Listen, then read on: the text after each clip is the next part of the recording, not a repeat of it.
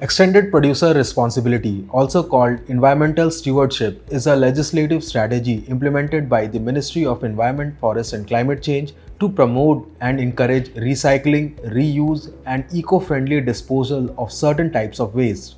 Hello and welcome to Enterclimate. My name is Shalin Verma and today we will discuss the EPR certification for various products. So let's get right into the video. The EPR regime was first introduced in the e-waste management and subsequently for plastic packaging waste and then for the end-of-life battery and used tires. CPCB has released several EPR guidelines on these sectors and delineated the responsibilities of producers and entities in the recycling sector.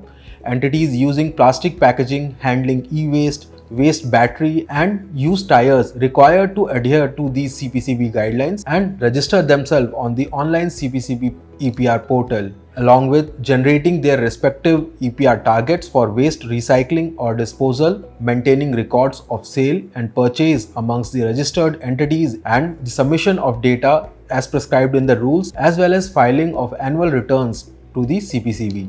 The board releases and updates these guidelines frequently, requiring the stakeholders to remain updated and strictly adhere to the EPR certification and compliances.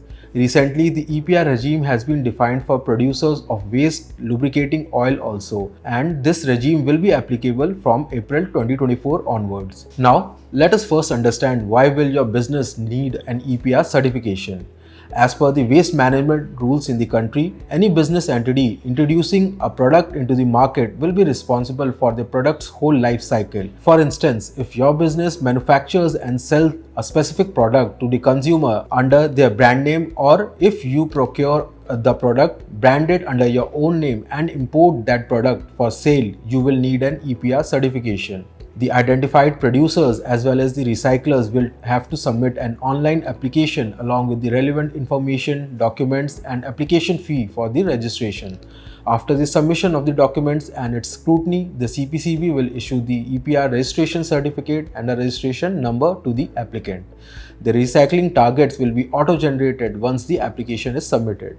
Now, let us understand the types of businesses that will require EPR registration. First is EPR for e-waste management businesses. To get an EPR certification, the electronic and electrical equipment manufacturers and importers, e-waste recyclers or refurbishers must make an application for EPR registration on the centralized CPCB EPR portal. There are 4 categories under which the CPCB issues the registration in case of e-waste businesses. These include the producers, recyclers, refurbishers and importers.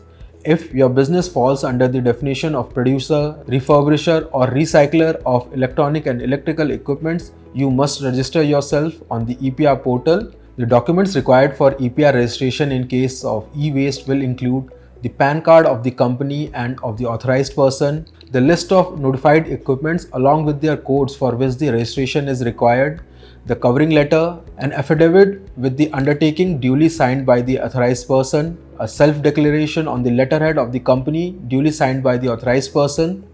Now, next we come to the EPR in plastic waste management. If you have a business that introduces a product in the market that uses plastic packaging in the identified categories of rigid plastic, flexible plastic, multi-layered plastic or compostable plastic, you will need to register with the CPCB and fulfill your recycling targets generated by the portal. The producers can collaborate with registered recyclers who can recycle the target, or you can directly purchase EPR certificates from these recyclers through the portal. This trading can be done only through the portal.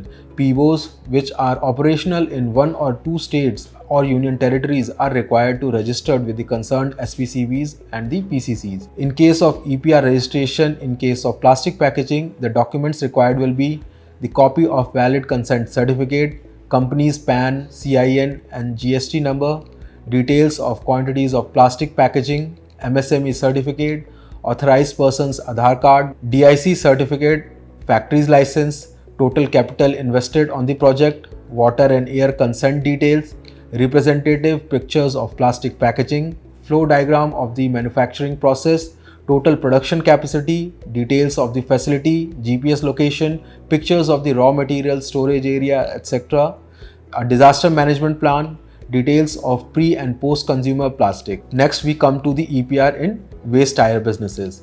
After the amendment of the rules in 2022, the responsibilities of producers, recyclers, and retraders with respect to waste tires were fixed. Producers have now been assigned the responsibility to recycle waste tires equivalent to the weight of new tires that they had manufactured or imported in the previous years. For importers, the EPR obligations will amount to 100% of the waste tires they imported in the previous year. The applicant must provide details of its manufacturing plant as per the format released by the CPCB. At the time of registering, the applicant must have the following documents: a covering letter, an undertaking regarding the submission of authentic data, details of tire composition, submission of plant-wise manufacturing data, PAN card of the company, GST number, IEC number in case of exports or imports, CIN number, Adhar card of the authorized person, address proof of the head office of the company in the country. Next is EPR for battery businesses. MOEF published the battery waste management rules in 2022 for managing hazardous battery waste in the country. The rules made EPR applicable to producers, dealers, consumers, and entities involved in the collection, transportation, recycling, and refurbishment of waste batteries.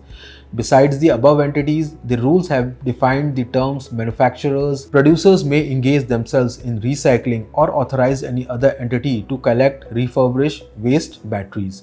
A centralized portal has also been developed by the CPCB for the identified stakeholders for registering and generating the recycling targets. The document required in case of EPR registration for waste batteries include the company's GST certificate, PAN card of the company, CIN number, consent certificate issued by the SPCBs under the Air Act and the Water Act, IEC code issued by the Ministry of Commerce and Industry, DIC registration in case the unit is registered with DIC.